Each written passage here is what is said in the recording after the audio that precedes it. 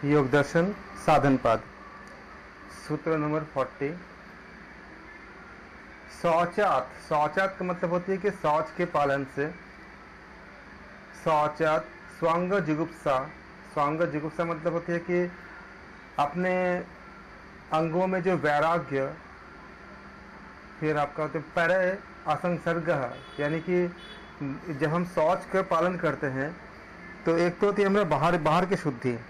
बाहर की शुद्धि की मतलब क्या होती है, जैसे हमने अपने घर की सफाई करना, कपड़ों की सफाई करना, अपने शरीर की सफाई करना, ये सारे क्या होती है हमारे बाहर की शुद्धि होती है।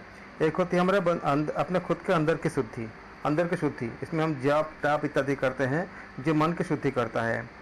तो जब हम शौच के अगर जब हम बाहर जब हम शुद्धि करते हैं तो बाहरी शुद्धि के पालन करने से साधक के शरीर में क्या होती है, जो बुद्धि जो होती है वो वैराग्य की तरफ जाती है।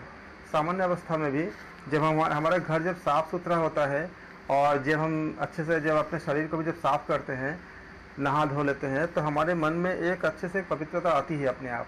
वहीं अगर घर अगर साफ़ सुथरा ना हो, बाहर की भी अगर अशुद्धि रहती है तो भी क्या होती है, हमें एक मतलब एक अच्छा फील नहीं होता। तो ये भी बताता है कि इस सेम तरह से कि जब हम इसी को बताते हैं कि जब हम बाहर के शुद्धि का जब पालन करते हैं तो धीरे धीरे क्या होती है, हमारा मन प्रफुल्लित होती है। और जब हम अंदर की भी जब शुद्धि को करते हैं हम, तो धीरे धीरे क्या होती है, हमारा मन तामसिकता से बाहर निकलती है। क्योंकि ये सब क्या, जैसे आपके घर में जो धूल मिट्टी इकट्ठा होती रहती है, ये कहते हैं कि अगर कुछ लगातार दिन तक अगर रूम को बंद कर दो, वहाँ अगर मान लो कि अगर साफ़ सफाई ना हो तो एक अजीब सा लगता है, वहाँ पे एक मतलब तामसिक वाइब्रेशन आपका क्रिएट हो जाता है, ऐसा लगता है। तो ये क्या होती है, आपका शौच का ही परिणाम होती है कि ये सब तामसिक चीज़ को, तामसिक व्यक्तियों को हम बाहर करते हैं, मतलब दूर करते हैं इसको। तो जब ऐसा होता है तो बुद्धि क्या होती है, एक पवित्रता की तरफ जाती है, मतलब वैराग्य की तरफ जाती है। अर्थात क्या होती है, उसमें आसक्ति नहीं रहती और उस समय दूसरे सांसारिक मनुष्य के साथ जो है उनके साथ कोई संसार इत्यादि करने का मन ही नहीं करता। अपने आप में ही जो है वो हमें उससे कोई आसक्ति हमें उसमें आती नहीं है जब हम शौच का पालन करते हैं। तो अगले सूत्र में देखेंगे, आप देखेंगे कि इसको अगर आप अपने घर पे भी अगर अप्लाई करेंगे कि जितने आप ज़्यादा शुद्धता को पालन करते हो, उतनी ज़्यादा आपके अंदर ये चीज़ आती है। और इसीलिए कहते हैं कि जब नहा धो के जब हम कहीं जाते हैं, या मान लो कि अच्छे से जब खाना भी पकाना होते हैं, जब हम अच्छे से साफ़ सुथरे कपड़े पहनते हैं, जब नहा धो लेते हैं, तो उसका अनुभव ही अलग आती है इसमें कि जब हम शौच का पालन करते हैं तो बहुत सारे जो तमोगुणी प्रवृत्ति अपने आप ही नष्ट हो जाती है। फिर आते सूत्र संख्या 41। सत्व शुद्धि समनस्य एकाग्र इंद्रिय जत्व। इसमें क्या है आपका, एक होता है आपका सत्व शुद्धि, जो हम सत्व के साथ क्या होती है, आपका शुद्धि की, आपका शुद्धता की संबंध होती है। सत्व शुद्धि सौमनस्य एकाग्र इंद्रिय क्या होती है, आपका फोकस होती है, एकाग्रता होती है। एकाग्र इंद्रिय ज्ञात्म दर्शन क्या होती है, जब एकाग्रता जब बढ़ती है, जब आप आत्मदर्शन की तरफ हम जाते हैं, तो आत्मदर्शन योगत्वाणी, यानी कि जब हम ऐसा करते हैं कि इसका सिवा जब हम सत्व शुद्धि अर्थात जब अंदर की तरफ हम दर्शन करते हैं, इसका कहते हैं अंतःकरण की शुद्धि करना। अंतःकरण की शुद्धि से क्या होती है, एक तो होती है बाहरी शुद्धता। बाहरी शुद्धता के लिए हम क्या करते हैं, हम स्नान करते हैं, हम रोज़ धुला वस्त्र पहनते हैं, हम बाहर के कमरों की सफाई करते हैं, ये सब बाहरी शुद्धि होती है। लेकिन अंतःकरण की शुद्धि इससे होती है, इसके लिए क्या करने पड़ते हैं, जब आप अंतःकरण के लिए जब आप तप करते हो, जाप करते हो, जाप बहुत अच्छी शुद्धिकरण होती है अंतःकरण की। जो भी आपके मंत्र, गुरु मंत्र है, या आप जिस भी देवता को आप उसके प्रति आप ज़्यादा आप अपने आप में समर्पित हो, चाहे भगवान विष्णु हो सकते हैं, या भगवान शंकर हो सकते हैं, या किसी भी जिस भी देवी या देवता के प्रति आप समर्पित हो, माँ वैष्णो देवी हो सकते हैं, माँ काली हो सकते हैं, जिन पे भी आप संबंधित होते हो, उससे क्या होती है, उनके जब जाप करते हैं तो उससे हमारे अंतःकरण में क्या होती है, शुद्धि होती है, मन में क्या होती है, प्रसन्नता आती है। और ये होने से क्या होती है, आपके चित्त में क्या एकाग्रता आती है, क्योंकि तमोगुण नष्ट होती है। तमोगुण जब नष्ट होती है तो जैसे जैसे सतोगुण बढ़ेगा तो हमारे क्या होती है, हमारे चित्त एकाग्र होने लगती है। इंद्रियों का क्या होती है, जब चित्त एकाग्र होती है तो क्या होती है, इंद्रियों भस्म हो जाती हैं। और ये सब जब आपका जब हमारे जब चित्त एकाग्र हो जाएगी, मन में जब अंतःकरण की जब शुद्धि हो जाएगी, मन में जब प्रसन्नता आएगी, इंद्रियों का जब बस में होना होगा, तो क्या होती है, हम स्वयं को देख पाते हैं। इसे कहते हैं आत्म साक्षात्कार। आत्म साक्षात्कार करने की योग्यता आती है। तो इस समय क्या होती है, ये पांचें भी अपने आप हो जाते हैं, इसको आत्म साक्षात्कार की स्थिति पैदा होती है। इस तरह से हम देखते हैं कि जो मैत्री इत्यादि जो भावना होती है, इसके द्वारा जब हम जाप ताप इत्यादि करते हैं, इसका सबसे बड़ी आंतरिक शौच में एक बहुत ही महत्वपूर्ण भूमिका होती है। क्योंकि जैसे जैसे हम जाप करते जाते हैं, हमारे अंदर के जो राग द्वेष इत्यादि, जो ईर्ष्या इत्यादि जो होती है, ये सारे नष्ट होते हैं। ये जैसे जैसे ख़त्म हो जाती है, इंसान मनुष्य में क्या होती है, उसके सारे मल का नाश होती है, तो वो निर्मल हो जाती है। और जब निर्मल होती है तब क्या होती है, उसके फिर आगे बढ़ने के मतलब ज्ञान तो हमारे अंदर होती है, क्योंकि परमात्मा अंदर होते हैं, हमेशा ज्ञान देते हैं। बीच का ऑब्स्टिकल खत्म हो जाती है, जो 9 अंतराय होती है, उस अंतराय भी हमारा जो बाधा पहुंचाती है वो भी नष्ट हो जाती है। आप इसका सबसे बड़ा प्रमाण देखते हो कि जो रामायण के जो आपने देखा कि वाल्मीकि जी ने जो लिखे थे, और वाल्मीकि के बारे में, जो जीवन के बारे में, उन्होंने इतने बड़े उन्होंने पाप किए थे, बहुत बड़े, बहुत मतलब विशाल पाप किए थे। केवल नाम जप से ही उन्होंने उनको एक बहुत बड़े दस्यु से लेकर एक संत बनने का जो पूरा सफ़र, पूरा जर्नी, केवल नाम जप, राम नाम का खाली जप करने से हो गया। तो नाम जप का इतनी ज़्यादा प्रभाव पड़ती है, इतनी ज़्यादा हमें शुद्धिकरण करती है। तो मलों का इत्यादि आदि जो मलों का अभाव होकर के मनुष्य के अंतःकरण में क्या होती है, निर्मल होती है, और इससे क्या होती है, स्वच्छ हो जाती है। इंसान के अंदर के जो कितने तरह के जो विकार होते हैं, वो विकार, विक्षोभ, मन की जो व्याकुलता, ये सारे क्या होती है, ख़त्म हो जाती है, और हमेशा क्या होती है, प्रसन्न बने रहते हैं। इसमें विक्षोभ दोष का जो ख़त्म हो करके एकाग्रता आ जाती है। और जब ये सारे चीज़ें हम जब कर पाते हैं शौच के द्वारा, तो क्या होती है, इंद्रियां हमारे वश में आ जाती है। हम जानते हैं कि इंद्रियां अगर मन के वश में हो जाती है तो सारा चीज़ें, आपने उपनिषद में भी देखा था, आपने कठोपनिषद में भी बताया गया था कि मन को अगर, इंद्रियों का अगर हम हमारे अगर मन के अगर इंद्रियों के अगर हम वश में कर लेते हैं, तो हमें आत्म तत्व की प्राप्ति बहुत आसानी से हो जाती है। लेकिन इंद्रियां अगर हमारे ऊपर अगर हावी हो जाती है, तो जाके हम पथभ्रष्ट हो जाते हैं। तो इस तरह से शौच के द्वारा उस साधक में आत्मदर्शन की योग्यता आ जाती है। इस तरह से इस सूत्र में बाह्य शौच का फल बताया गया है, और इसमें हमारे अंतःकरण की जो शुद्धि है, इसके बारे में भी सूत्र संख्या 41 में समझाया गया है। इसके बाद आती है सूत्र संख्या 42, संतोष के बात कर कहते हैं कि सबसे ज़्यादा सुख किस में लाभ होती है, तो संतोषात अनुत्तम सुख लाभ है। तो संतोष से क्या होती है, अनुत्तम, जिसके अनुत्तम मतलब क्या होता है कि जिससे बढ़ के, जिसके बराबर कोई और दूसरा, जिससे उत्तम और कोई नहीं होता है। अनुत्तम का मतलब होती है जिससे उत्तम और कुछ ना हो, उससे कहते हैं अनुत्तम कहते हैं। तो संतोष से ज़्यादा सुख कोई नहीं होता, कुछ नहीं होता, इसलिए कहते हैं कि संतोषं परमं सुखम भी कहते हैं। इसको 42 नंबर सूत्र में बताया गया है कि संतोषात अनुत्तम सुख लाभ है। जब हम संतोष होते हैं तो उससे सबसे ज़्यादा हमें सुख प्राप्त होते हैं। और इसके ऊपर हमने इसके पहले भी आपको बताया था कि सारे साइकिल अगर घूम लेते हो, मतलब सारे सबको अगर देखते हो कि कौन सुखी है, तो अगर आप पूछते रहो सबसे अगर आपको लगता है कि कोई धनवान सुखी है तो उससे पूछो, राजा सुखी है राजा से पूछो। जितने भी चैनल मिलते हैं सबके पास कुछ न कुछ दुख होते हैं, लेकिन वास्तव में एक संत जो होते हैं वो संतोष होते हैं। जो भी उनको मिलता है उनको संतुष्टि मिलती है, और जितनी ज़्यादा संतुष्टि होती है उतनी सुख मिलते हैं। अब ये जो बात बताई गई है इसको हम अपने रियल लाइफ के साथ जोड़ के देखते हैं। सुख की परिभाषा, सुख किसका अनुभव, जो सुख को जो अनुभव कर पाते हैं, एक कल्पना करो, मैं आपको कुछ कैरेक्टर दे रहा हूँ, उसको आप कल्पना करो और रियल लाइफ में इन चीज़ों को आप देखोगे भी। मैंने भी देखा है, आप भी देखे होंगे, अब मैं खाली जोर दे रहा हूँ उनको। सपोज़ करो कि सुख किसे कहते हैं।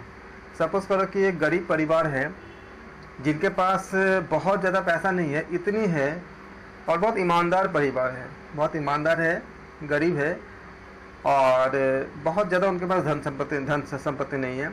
इतना है कि सारा दिन वो काम करते हैं और शाम को दाल चावल इत्यादि जो उनका खाने का सामान होते हैं वो खरीद के लाते हैं, और घर में जितने भी फैमिली मेम्बर है, जैसे उनका पत्नी या पति, बच्चे, माता पिता, जो भी जितने फैमिली मेम्बर है, थोड़ा ला पाए, लेकिन इतना है कि खाली उनके पास मान लो कि खाली दाल है, रोटी है और थोड़े बहुत मतलब सब्जी इत्यादि है, लेकिन वो इतने अच्छे से खाना खा पा रहे हैं और उनको कोई तनाव नहीं है, क्योंकि वो उनके पास ज़्यादा संपत्ति नहीं है। वही एक छोटा सा चूल्हा है, ज़मीन पे बैठ के खाना खा रहे हैं, लेकिन सब एक दूसरे के साथ मिल करके खाना खा रहे हैं, और खाना खाने के बाद वो बहुत ही मतलब अपने आप को बहुत अच्छे फील कर रहे हैं, और एक दूसरे के साथ क्या कर रहे हैं कि शेयर कर रहे हैं सब चीज़ों को, एक दूसरे के साथ सुख दुख को, और एक दूसरे के साथ बहुत ज़्यादा प्यार में, बहुत ज़्यादा संतुष्टि में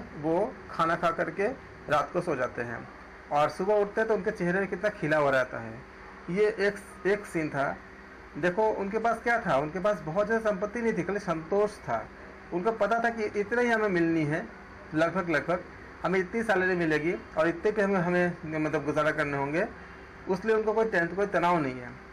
और दूसरी ओर अगर ऐसा देखते हो जिनके पास है लाखों करोड़ों ऐसा कुछ है, लेकिन उनके पास कई तरह की चीज़ें हैं, शायद वो अलग अलग तरह से उनका पास संतुष्टि नहीं होता कि उनके पास भले उनका सैलरी 2-3 लाख 4 लाख रुपए सैलरी होंगे, लेकिन उनको और चाहिए। तो अपने बिजनेस राइवल से या अपने मतलब जो भी जहाँ पे जॉब करते हैं, जॉब के जिस सोर्स से अर्निंग होते हैं वहाँ से, या जो कुछ भी चीज़ें हैं उससे वो और ज़्यादा पाना चाहते हैं, तो वो समय दे नहीं पा रहे हैं अपने फैमिलीज़ को, या अगर देते भी हैं तो बहुत मैकेनिकल वे से कि उतनी समय देनी है। भले वो चेयर टेबल में बैठ के बहुत आलीशान खाना खा रहे हैं, लेकिन उस खाने को मतलब अनुभव नहीं कर पा रहे, फील नहीं कर पा रहे हैं। तो क्या होता है, खाने को जब आप खाते समय जब आप उसको आहार को जब आप सम्मान दे करके उसको फील करके खाते हो, तो एनाटॉमी में आप पढ़े होंगे कि जिस समय जिस खाने को आप खा रहे हो उस समय अगर उस खाने का ध्यान होता है, आपके मतलब खाने की तरफ अगर ध्यान होता है, तो एक तो प्रभु को समर्पित करके खाना खाते हो तो प्रसाद बनती है। और जब आप जैसे अगर आप मतलब चपाती खा रहे हो साथ में पनीर खा रहे हो, अगर आपको पनीर का आप स्वाद लेके खा रहे हो, तो आपका बॉडी क्या करता है, उस पनीर को पचाने के लिए जिस तरह के एंजाइम की ज़रूरत होती है प्रोड्यूस करती है, वो बनाता है। तो आपका बॉडी में क्या होता है, वो आपका डाइजेस्ट होता है, पाचन होता है। पाचन होने के बाद क्या होती है, उसके ज़रिए आपका न्यूट्रिशन वैल्यू आपको मिलती है, जो बॉडी को लगता है, जिसका हम आम भाषा में कहते हैं कि शरीर को लगना, वो प्रोड्यूस होता है। होने के बाद फिर आप जो शरीर में आपका जो पूरा प्रोसेस होती है, उस प्रोसेस के ज़रिए शरीर में वो हमें हमारे शरीर को पुष्ट करता है, धातुओं को पुष्ट करता है। और जो व्यक्ति ज़्यादा करनी है और ज़्यादा काम है, तो वो भोजन को समझ नहीं पा रहा है कि वो पनीर खा रहे हैं या कुछ और खा रहे हैं, जो भी खाना खा रहे हैं उस खाने पर उनका ध्यान नहीं होगा। अगर नहीं होगा तो उसके संबंधित जो उसको डाइजेस्ट करने के लिए, पाचन करने के लिए जिस तरह का सिक्रेशन जरूरी होती है, जिस तरह का एंजाइम चाहिए होता है, बॉडी को समझ ही नहीं आता कि किस चीज़ का आपका सिक्रेशन करनी है, क्योंकि शरीर के पास वो इन्फॉर्मेशन ही नहीं जा रही है कि आप खाना कौन सा खा रही हो। तो जब उनके पास ये इन्फॉर्मेशन जाता नहीं है, तो उस तरह के एंजाइम को प्रोड्यूस नहीं कर पाते। उससे क्या होता है कि डाइजेशन में वो ठीक से आपका पूरा डाइजेस्ट नहीं होगा। तो क्या हुआ, वो आपके शरीर में कुछ इम्बैलेंस क्रिएट कर सकता है, हार्मोन्स इत्यादि का या दूसरे चीज़ों का। और शरीर में जो उसके अगर आप पूरी तरह से अगर पाचन होता तो आपके शरीर में जिस तरह के धातुओं का पुष्टि का होता है वो पुष्टि हो नहीं पा रही है, तो हुई नहीं, तो क्या हुआ, ऐसा करते करते बीमारी आ जाती है। तो आप देखो बीमारी उन लोगों को क्यों आती है ज़्यादा, जबकि वो खाना अच्छा ज़्यादा खा रहे हैं, क्योंकि उनको संतुष्टि नहीं है और ज़्यादा चाहिए। संतुष्टि जब संतोष नहीं होता है तो आप जिस वस्तु का उपभोग करने को मिली है उसका भोग भी नहीं ठीक से नहीं कर पाते। तो जब उसका भोग ही नहीं कर पाते तो आनंद आपका मिला ही नहीं, तो सुख आनंद तो कुछ नहीं मिला, जबकि वो वस्तु आपके पास होती है। इसलिए कहा गया है कि संतोषम परमम धनम। ये आपको मैंने बस शॉर्ट में बताया एक थोड़ी सी एग्जांपल देके, जबकि इसकी व्याख्या बहुत लंबी है, बहुत ज़्यादा। इसको अगर लंबे हिसाब से देखोगे तो शरीर को अगर इस तरह से पोषण नहीं मिल पाएगा, जबकि आप संतुलित भोजन तो कर रहे हो, लेकिन भोजन को पचाने के लिए याद करो कि अगर आपको अचार के बारे में सोच के देखो, अभी मुंह में पानी आएगा। क्यों आएगा? क्योंकि आपने अचार के बारे में सोचा, या कोई भी आपका जो फेवरेट खाना है, जो भी आपका फेवरेट फूड है, सोच के देखो, अभी बैठे बैठे देखो मुंह में पानी आ रहा होगा। क्यों आ रहा है? एक्चुअली मुंह में जो आपका पानी जो सलाइवा के रूप में आ रही है, उसको डाइजेशन करने के लिए सिक्रेट कर रही है बॉडी, मतलब आपके माउथ से शुरू होती है। वो सलाइवा उस खाने को ले, आपने जैसे सोचा, बॉडी ऐसा सोच रहा है कि उसका मिलेगा, वो ये नहीं सोच रहा है कि अभी मिला कि नहीं मिला, इसलिए आपको मुंह से पानी आ रहा है। ये पूरा आपका वो बायोलॉजी का पूरा बात है, पूरा एनाटॉमी का पूरा बात है। जब हम एनाटॉमी का जब हम क्लास लेंगे तो आपको बताऊंगा कि कौन कौन से इसमें क्या क्या इन्वॉल्वमेंट होती है, किस किस सबका हार्मोन्स की, किस किस सबका एंजाइम्स की आपकी इन्वॉल्वमेंट होती है, लेकिन ये सब निकलती है। अब यही सेम तरह से जब आप पाचन क्रिया में जो ऐसा सोचते हो, तो वो चीज़ें जो आप खाना खा रहे हो उसको पाचन करने के लिए एक विशेष तरह की एंजाइम की ज़रूरत होती है। इसीलिए हमारे शास्त्र में बताया गया है कि खाना खाते समय क्या करोगे, आप मौन रहो। क्यों मौन रहोगे? जब आप मौन रहते हो तो आपके अंदर किसी तरह की चंचलता नहीं आती और आपका माइंड किसी और तरफ नहीं जाता है, दूसरी तरफ नहीं जाता है, खाली आहार की तरफ रहता है। तो आप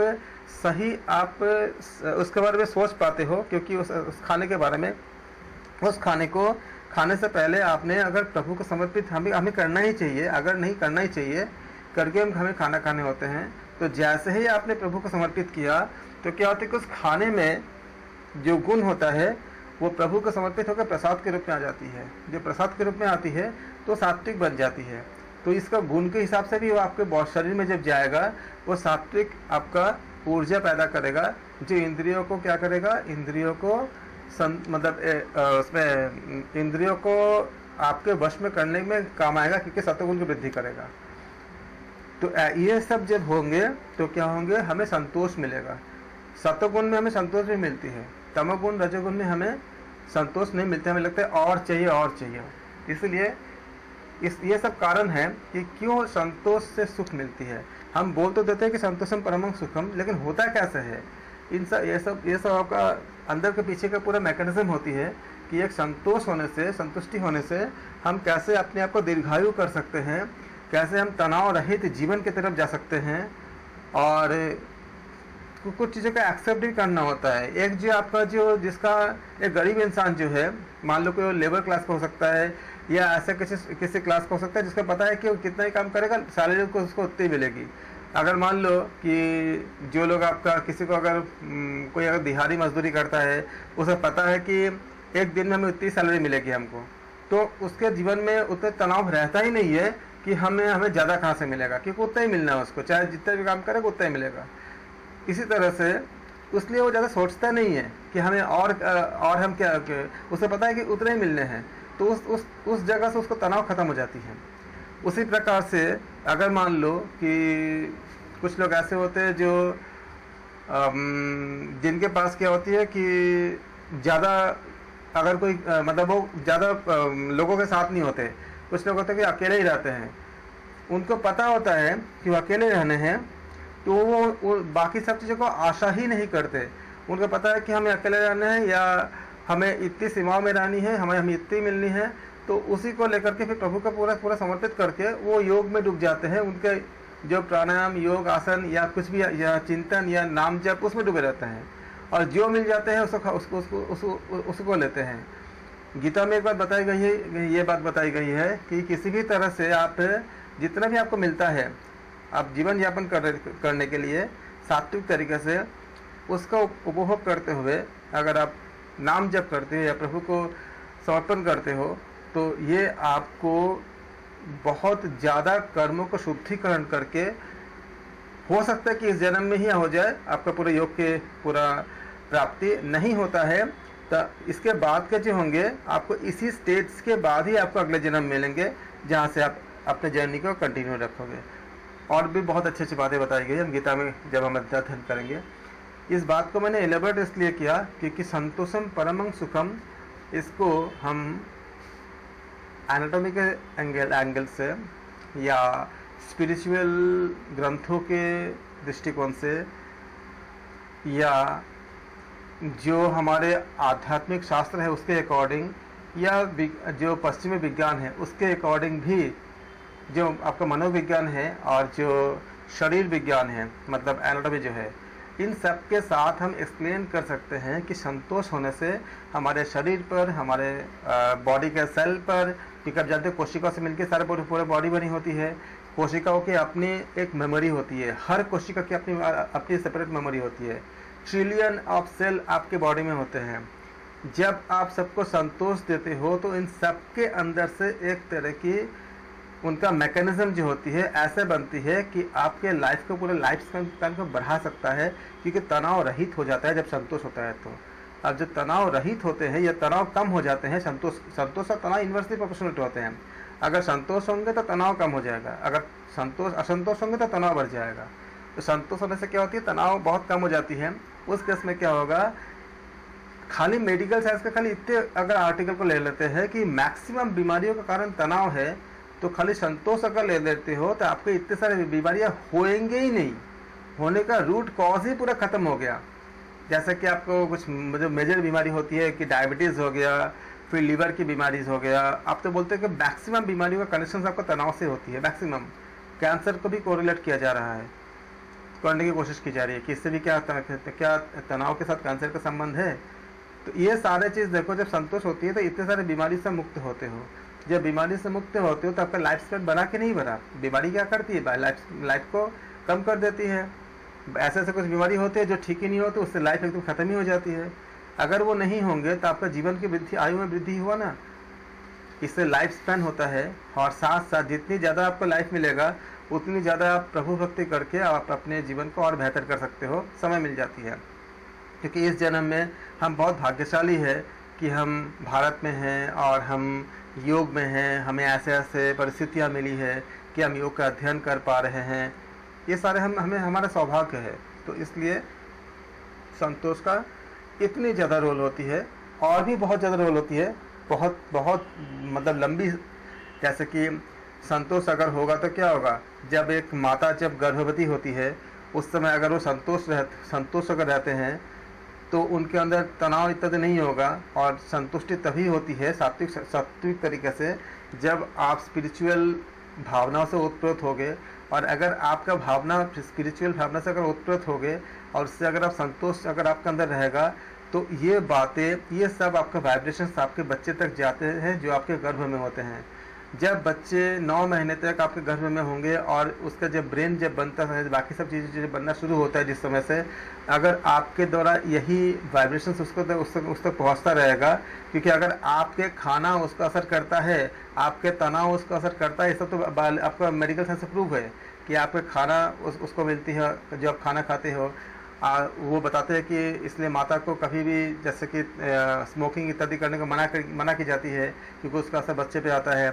इसी प्रकार से आपका खाना, आपका सोच अगर बच्चे को प्रभावित करेगा, तो अगर आप संतुष्ट रहोगे तो आपको आपके जीवन में अगर तनाव इतना कम हो जाएगा और स्पिरिचुअल भावना जब बहुत जब वृद्धि होगी, तो उसका असर, डायरेक्ट असर आपके जो 9 महीने तक जो पलने वाले जो बच्चे हैं उस बच्चे पे इतनी ज़्यादा, उसी तरह से बच्चा क्रिएट होता जाएगा, उसके भावनाएं, उसका सोच ऐसे बनता जाएगा। उसके बाद जब ये बच्चा जब बड़ा होगा तो अल्टीमेटली जब वो 20 साल 25 साल का हो जाएगा उसके बाद उसका जो बिहेवियर होगा उससे आप प्रभावित होगे, अच्छा और बुरा दोनों से। ये आप जो एक इन्वेस्टमेंट की तरह है, अगर आप ऐसा करते जाते हो, अगर खुद को अगर आप संतुष्ट रखते हो, से सात्विक संतुष्टि होती है, जबरदस्ती नहीं होती है, ये सात्विक तरीके से आती है। तो वो भावना बच्चा इतनी ज़्यादा मोरल वैल्यूज से भरा होगा कि वो आपको सुख और शांति से भर देगा आपका जीवन को। आपका जो वृद्धावस्था है इसमें बहुत ज़्यादा चांसेस हो जाती है कि आपके बच्चे आपके बहुत सुख और समृद्धि का कारण बनेगा, अगर आपने इस बच्चे को इस समय सिंचित किया अपने इस भावनाओं से, जब वो आपके पेट में जब है, जब कोख में होता है।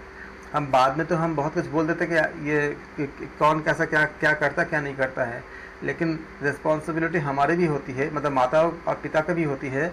जब वो जन्म देने के प्रोसेस में होते हैं उस समय आप किस तरह के बिहेवियर या किस तरह की भावना अपने मन में रखते हो।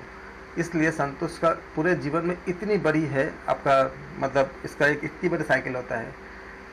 हमने कोशिश किया इसको बताने के लिए, क्योंकि ये बहुत बहुत ज़्यादा माइलस्टोन होती है, जीवन के हर क्षेत्र में काम आता है।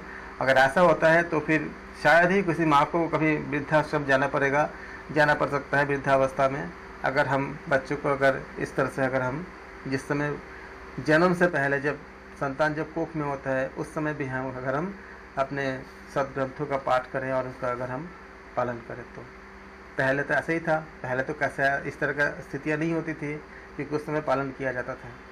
इसलिए संतोष के ये बताया गया कि संतोष सबका जो है संतोषात अनुत्तम सुख लाभ है। इसे बहुत बड़ी व्याख्या है, इसमें से मैंने बहुत छोटा सा व्याख्या मैं कर पाया, क्योंकि व्याख्या इतनी होती है कि इससे 5-6 घंटा निकल जाती है। हमारा खुद का भी संतोष के ऊपर हमने बहुत, मतलब हम अगर खाली देंगे तो हो सकता है कि कई घंटे निकल जाए। इतने सारे हम फैक्ट के साथ हम बात कर सकते हैं, वैज्ञानिक फैक्ट, मतलब आपका जो डेटा के साथ। उसमें आपका मनोविज्ञान आएगा, इसमें आपका शरीर विज्ञान आएगा, इसमें आपका गायनों का सारा चीज़ें आएंगे, सब चीज़ें पे बात कर सकती है। लेकिन आप समझ गए होंगे कि संतोष का कितनी ज़्यादा महत्वपूर्ण रोल होती है, बच्चे से लेकर के, माता पिता से लेकर के और बड़े बुजुर्ग सबके, हम सबके लिए ज़रूरी होता है। ये बताया गया आपको कि संतोषात अनुत्तम सुख लाभ है। इसीलिए बताया गया कि संतोषम परम सुखम। जो धनी से लेकर धनी भी खुद को सुखी नहीं बताता है, सुखी नहीं बोल पाता है। राजा भी खुद को सुखी नहीं बोल पाता है, चक्रवर्ती राजा भी खुद को सुखी नहीं बोल पाता है। अंत में हरि भी कहते हैं कि मुझसे ज़्यादा सुखी जो है संत है, और संत कहता है कि मुझसे ज़्यादा सुखी वो होते हैं जो संतोष होती है, क्योंकि संत जो होते हैं वो संत के पास संत हमेशा संतुष्टि ही रहते हैं। इसलिए संत क्या होते हैं, सबसे ज़्यादा सुखी भी होते हैं, जबकि उनके पास वो भी भिक्षा के द्वारा ही जीवन यापन करते हैं, लेकिन सबसे ज़्यादा सुखी होते हैं।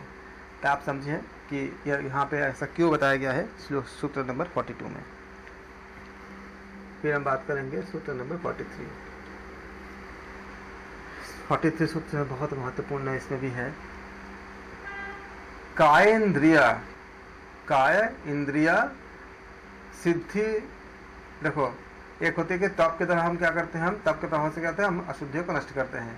तो काय इंद्रिया सिद्धिर शुद्धि क्षया तपसः, अर्थात क्या होती है कि तप जब हम करते हैं हम लोग, तो तप के प्रभाव से जो अशुद्धि इत्यादि होती है वो क्षय होती है, उसका नाश हो जाता है। और जो काय मतलब शरीर होता है, काय मतलब क्या होता है, शरीर। तो काय इंद्रिया अर्थात शरीर और इंद्रियों की सिद्धि ही, मतलब उसका सिद्धि हो जाती है। इसका मतलब क्या होगा कि स्वधर्म जब हम पालन के लिए हमें बहुत सी चीज़ें हमें बताई जाती है, उसमें हमारा क्या क्या आती है। एक होती है हमारे व्रत में क्या आती है, उपवास आती है। तो व्रत उपवास इत्यादि जो है जब हम ऐसा करते हैं, तो इस प्रकार से करते समय हमें कुछ समय हमें लगता है कष्ट है, लेकिन कष्ट होता नहीं है, लेकिन बाहर से लगता है कि कष्ट है ये। जैसा व्रत में हम क्या करते हैं, अब खाना नहीं खाते, लेकिन व्रत में जब आप खाना नहीं खाते हो, धारणा क्या होती है, उस समय आपको प्रभु का नाम जप करना होता है। अगर हम नहीं कर पाते तो उस समय वो अलग बात है, लेकिन हमें हमेशा उस जब व्रत के पीरियड में जो समय होती है, अंदर ही अंदर मन ही मन हमें प्रभु के हम जाप करते हैं। तो जब जाप करते हैं तो हमें एक अलग तरह से हमारे कोशिकाओं में एक पॉजिटिव वाइब्रेशन क्रिएट होती है, एक हमारे अंदर एक सकारात्मक ऊर्जा क्रिएट होती है। हर कोशिका में, हर एक सेल में। तो इस प्रकार क्या होती है, शुद्धिकरण होती रहती है, सारे जितने भी हमारे कर्माश जो होती है उसका शुद्धिकरण होती रहती है। तो हम ये कहते हैं कि स्वधर्म पालन करने के लिए जब हम उपवास व्रत इत्यादि करते हैं, उस समय जो हम कष्ट को जो सहन करते हैं उसका नाम तप होता है। जब हम इसका अभ्यास करते हैं तो शरीर और इंद्रियों का जो मल होती है वो नाश हो जाती है, और उस समय योगी का शरीर क्या होती है, स्वस्थ होती है, स्वच्छ होती है, और एकदम हल्कापन आता है। इस बात को वैज्ञानिक तरीके से आज के जो विज्ञान है, मतलब जो पश्चिमी विज्ञान है, उसमें भी कुछ चीज़ें उन्होंने आपका वो उपवास पे बहुत सारे शोध किए हैं, और ये बताया गया कि उपवास बहुत ही ज़्यादा इफेक्टिव है आपका हेल्थी लाइफ के लिए, बहुत ही ज़्यादा इफेक्टिव है। खासकर हम देखते हैं कि इस समय कैंसर की कितनी ज़्यादा प्रकोप है हमारे देश में, और सब जगह तो है ही, इंडिया में भी बहुत ज़्यादा है। अगर आप लगातार, अगर मतलब हर हफ्ते अगर आप एक उपवास करते हो, या अलग अलग थ्योरीज है, हफ्ते में 2, हफ्ते में 1, इस तरह अलग अलग थ्योरीज है। अगर आप उपवास करते हो तो क्या होता है कि जब हम उपवास के समय दौरान क्या होती है कि शरीर को जब आप आहार नहीं देते हो तो कैंसर को प्रोड्यूस करने वाले जो चीज़ें, जो सेल होती है, उसको पहले वो नष्ट हो जाती है। तो बहुत आपका ऐसा बन जाती है स्थिति कि आपको कैंसर न हो, अगर आप लगातार, मतलब अगर जीवन पद्धति में अगर आपने उपवास को आपने ले लिया, उतार लिया। आप जानते हो कि एक्स्ट्रा फैट बॉडी में क्यों बनता है, क्योंकि हम जितनी हमें कैलोरी चाहिए उससे ज़्यादा हम कैलोरी हम गेन कर लेते हैं। तो इसका मतलब क्या है कि वो एनर्जी के रूप में, फैट के रूप में एनर्जी जो होती है वो फैट के रूप में कन्वर्ट होती है, वो आपके लीवर में इकट्ठा होती है, जिसके ज़रिए फैटी लीवर बन जाती है अगर ज़्यादा होती है तो। और फैटी लीवर के आप जानते हो कितने सारे इस समय हमारे देश में कितनी ज़्यादा केसेस है फैटी लीवर की, और लोग कितना परेशान होते हैं।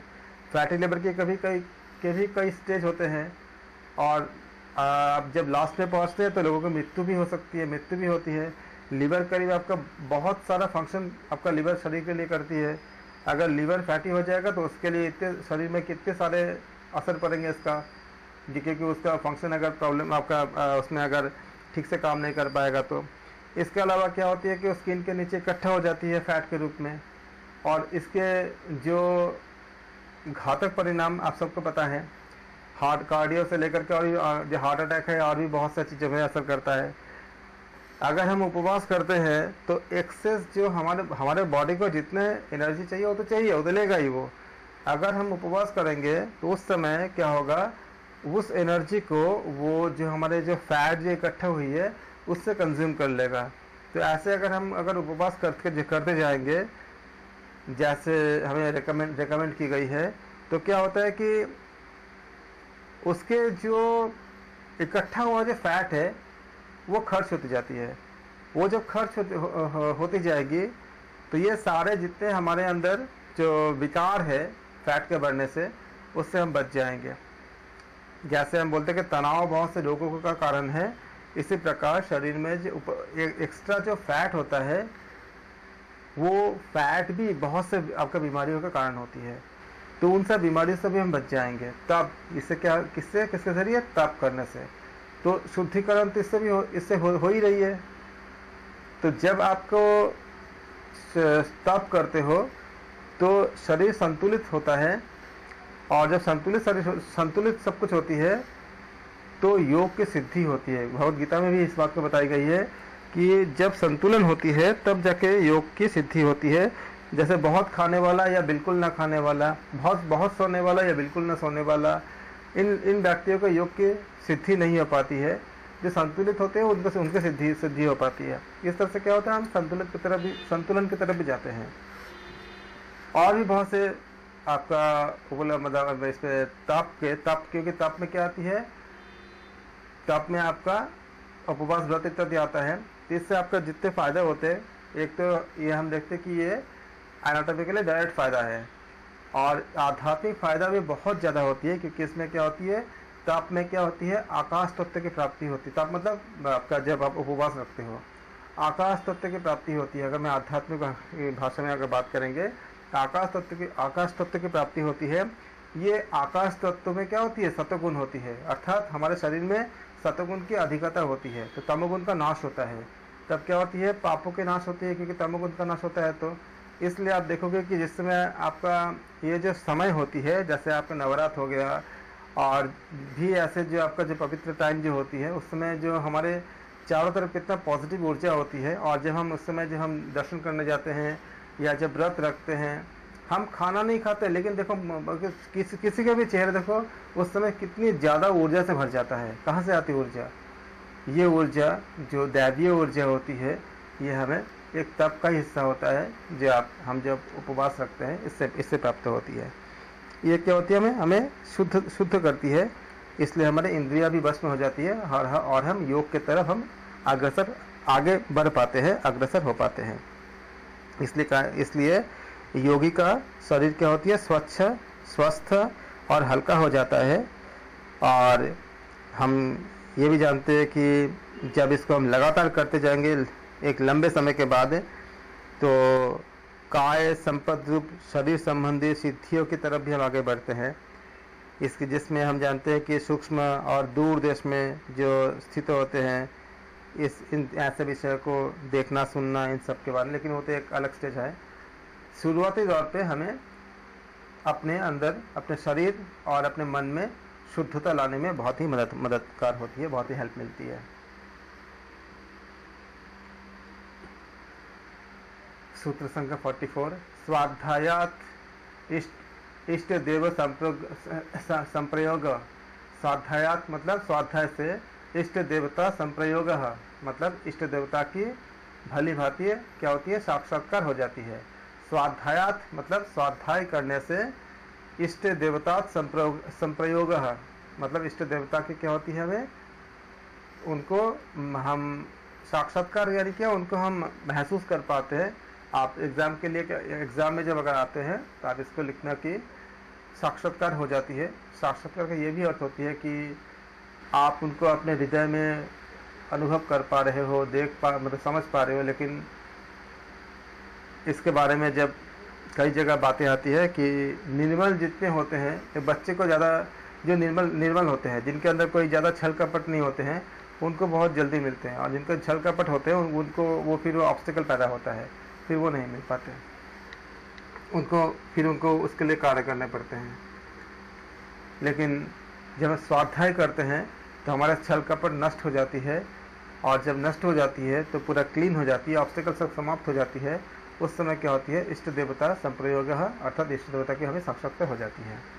इसलिए कहा गया कि शास्त्र अभ्यास से, मंत्र जप से और जीवन का अध्ययन रूप जो आपका जो स्वाध्याय है, उसके प्रभाव से योगी इष्ट देव का जिसका भी दर्शन करना चाहेंगे उसका दर्शन हो जाता है।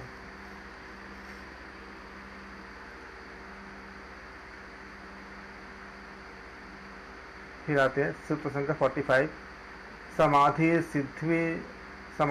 जो हम करते हैं, समाधि की सिद्धि के द्वारा ईश्वर प्रणिधानात्, मतलब समाधि सिद्धि ईश्वर प्रणिधानात् अर्थात समाधि सिद्धि के जब हम करते हैं तो ईश्वर प्रणिधान जब लगातार हम करते हैं, मतलब पूर्ण समर्पण कर देते हैं, तो समाधि की सिद्धि भी हो जाती है। उस लेवल तक भी पहुंच सकते हैं अगर हम ईश्वर प्रणिधान करते हैं। और सबसे आसान होती है ईश्वर प्रणिधान करना। अगर हम अंदर से जितने सरल होंगे उतनी आसानी से ईश्वर प्रणिधान कर पाते हैं, पूर्ण समर्पण कर पाते हैं। और अगर हम जितना सरल नहीं होंगे उतने क्या आती है, इसमें विपत्ति आती है। क्योंकि ईश्वर प्रणिधान करने के लिए पहले पूरी तरह से इसमें आपका स्वाध्याय बहुत मदद करती है, पूरी तरह से अपने आप को समर्पण करने पड़ते हैं। तो इसलिए बताया गया कि स्वाध्यायात सूत्र संख्या 45, इसमें जो हम देखते हैं कि समाधि सिद्धि ईश्वर प्रणिधानात् अर्थात ईश्वर के प्रणिधान से हमें समाधि की सिद्धि प्राप्त होती है। इसमें विघ्न कभी नष्ट हो जाती है, क्योंकि जब आप पूरी तरह से जब अपने आप को जब प्रभु पर जब समर्पित कर देते हो तो आपके अंदर की बहुत से विघ्न अपने आप ही नष्ट हो जाती है, क्योंकि आपके अंदर स्ट्रेस खत्म हो जाती है, तनाव खत्म हो जाती है। यहाँ से आपने हम जो इसके पहले जो क्लास किया था, जो हम बता रहे थे आपको कि प्रत्यक्षवाद प्रत्यक्ष बात कि आपका जो है इसकी हर चीज़ को आप प्रमाणित नहीं कर सकते हो। ये जो होती है पूर्ण समर्पण करने के बाद जो एक साधक का जो स्थिति होती है, इसको आप मैथमेटिकली कैसे आप संख्या के रूप में आप कैसे दिखाओगे इसको? तो हर चीज़ को आप इस तरह से आप मतलब प्रूफ नहीं कर सकते हो।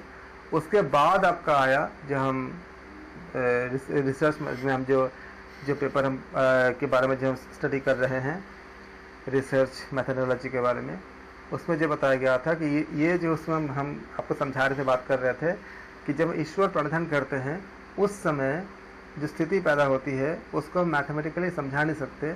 इसलिए फिर से हमें उसके जो एक स्कोप है वो एक लिमिटेड है। जो हम बताते हैं कि पॉजिटिविज्म का जो स्कोप है कि हम प्रूफ करते हैं डेटा के ज़रिए, प्रूफ करते हैं डेटा में होता है वो, लेकिन उसका भी एक सीमाएं होती है। और यहाँ से हम देखते हैं कि किस तरह से हमें समाधि तक हमें ले जा सकते हैं अगर हम खाली ईश्वर प्रणिधान करते हैं। तो सूत्र संख्या 46 आसन के बारे में, स्थिर सुखमासनम, अर्थात हम हठ योग में तो देखते हैं कि बहुत सारे आसन के बारे में बताया गया है। इसमें खाली बताया गया है कि निश्चल अवस्था में सुखपूर्वक जो जिसमें बैठ सकते हैं आराम से, इस आसन का नाम क्या होती है? सुखासन कहते हैं इसको कहते हैं ये स्थिर सुखमासनम। खाली इसमें आसन में ये बताया गया है कि निश्चल होके, मतलब हमारा मूवमेंट ज़्यादा मतलब आपका ऐसा नहीं कि आप दाएं बाएं ऐसा से किए जा रहे हो, आराम से सुखपूर्वक जो बैठते हैं उसको हम कहते हैं सुखासन कहते हैं। इसका आसन कहा गया है।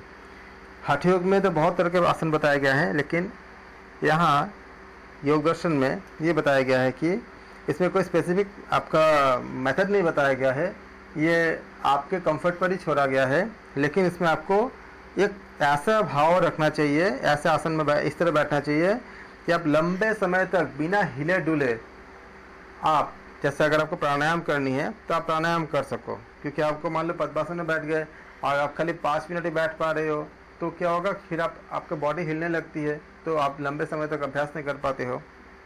इसलिए बताया गया है कि जैसे आप बैठ सकते हो ऐसे बैठो, स्थिर होकर के सुखपूर्वक। ये जो आसन है, बैठने का जो आसन है, इसे कहा गया है सुखासन कहा गया है। इसलिए बताया गया कि स्थिर सुखासनम, सूत्र संख्या 46। सूत्र संख्या 47, इसमें बताया गया क्या क्या, इसमें ये कहा गया कि देखो प्रयत्न शाथिल्य, प्रयत्न मतलब क्या होती है? कोशिश करना। शाथिल्य मतलब क्या? शिथिलता। प्रयत्न शाथिल्य अनंत समापत्तिभ्यम, अर्थात उस आसन में जो प्रयत्न की शिथिलता से जब आपको आराम से बैठ के एक लंबे समय तक आप कोशिश करते जा रहे हो, प्रयत्न मतलब कोशिश करना, जब आप परमात्मा से जब आप मन को एकाग्र कर पा रहे हो, एकाग्र जब करते हो तब क्या होती है? मन लगाने से आपको सिद्धि की प्राप्ति होती है। यानी कि शरीर को सीधा करके एक सीधा इसलिए करते हैं क्योंकि सीधा अगर नहीं करेंगे तो आप जानते हो कि शरीर जब आपका सीधा रुख पे बैठते हो तो सुषुम्ना से सारे आपका जो सुषुम्ना में एक्टिवेट होता है और उस समय अच्छे से आपका जो थॉट होती है वो अच्छे से आप उसको इंटरप्रेट कर पाते हो। जैसे देखते हो ना कि पढ़ाई के समय या किसी चीज़ का अध्ययन कर रहे हो, अगर आप सो के करोगे या आधे लेट के करोगे तो माइंड उतना अच्छा वर्क नहीं करता, लेकिन आप अगर स्ट्रेट बैठ जाते हो तो माइंड बहुत अच्छे से उसको इंटरप्रेट कर पाता है, उसको समझ पाता है, आप इसको काम कर पाते हो। इसलिए आप जब पद्मासन में बैठते हो या सिद्धासन में बैठते हो तो एकदम स्पाइनल कॉर्ड क्या होती है? एकदम स्ट्रेट रहता है, सीधा रहता है। इसलिए बताया गया कि शरीर को सीधा और स्थिर करके सुखपूर्वक बैठ जाने के बाद जब हम हिलने डुलने या दूसरे चीज़ के जब हम करना छोड़ देते हैं, उसके प्रयत्न ही नहीं करते, तो शरीर अपने आप क्या होती है? शिथिल हो जाती है। उस समय हम परमात्मा में क्या करते हैं?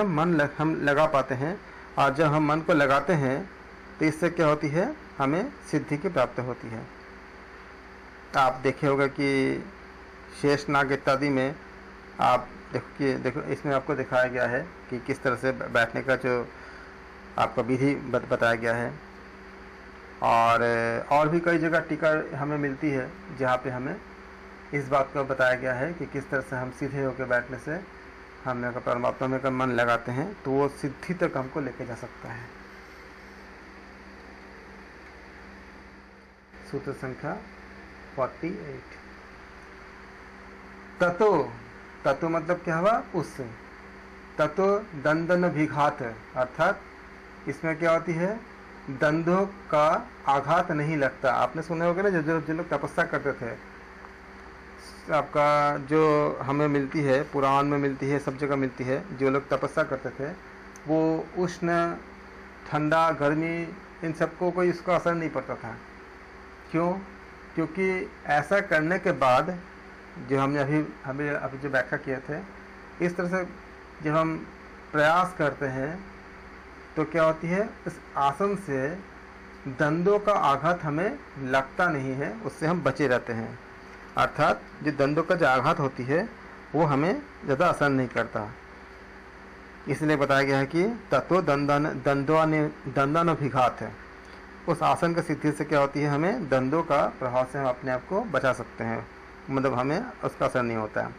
आसन की सिद्धि हो जाने पर शरीर में क्या होती है, सर्दी, गर्मी इत्यादि दंदों का प्रभाव नहीं पड़ता है। आप देखोगे भी ऐसे भी कि अगर आप डेली अगर योगासन करते हो और अगर आप शरीर सौष्ठव करते हो, व्यायाम करते हो, तो आपको बाहर के चीज़ों को सहने की क्षमता ज़्यादा आ जाती है। जैसे एक आम इंसान जो एक्सरसाइज या वर्कआउट या आसन इत्यादि नहीं करता है, उसको जो मनोवृत्ति होती है दंदों को सहने के प्रति, और जो बहुत अच्छा अपने शरीर सौष्ठव यानी फिटनेस पे बहुत ज़्यादा वर्क करते हैं, तो उनके दोनों में बहुत अंतर होता है उनके सोच में। कि जो लोग आपका लगातार आपका योगाभ्यास करते हैं, उनको अगर कहीं अगर चोट भी लग जाती है तो उस चोट को ज़्यादा उनका असर नहीं करता, बॉडी में लग गया कोई बात नहीं। लेकिन अगर जो लोग नहीं करते हैं उनको ज़्यादा तकलीफ या पेन होता है। इसी से आप समझ सकते हो कि ये क्या यहाँ पे इस सूत्र से हमें क्या बताना चाह रहे हैं कि ऐसे आसन की सिद्धि करने से दंदों का आघात सहने की क्षमता आ जाती है। वर्कआउट जो करते हैं उनको भी पता है कि उनको भी अगर बाहरी कोई चोट लगता है तो उनको ज़्यादा असर नहीं करता उस समय, क्योंकि जो लगातार जो हठ योग के जो अभ्यासी होते हैं, जो आसन का अभ्यासी होते हैं, या जो प्राणायाम का अभ्यासी होते हैं, या जो आपका वर्कआउट भी जो करते हैं अच्छे से, जो व्यायाम भी करते हैं, उनको भी महसूस होता है ये।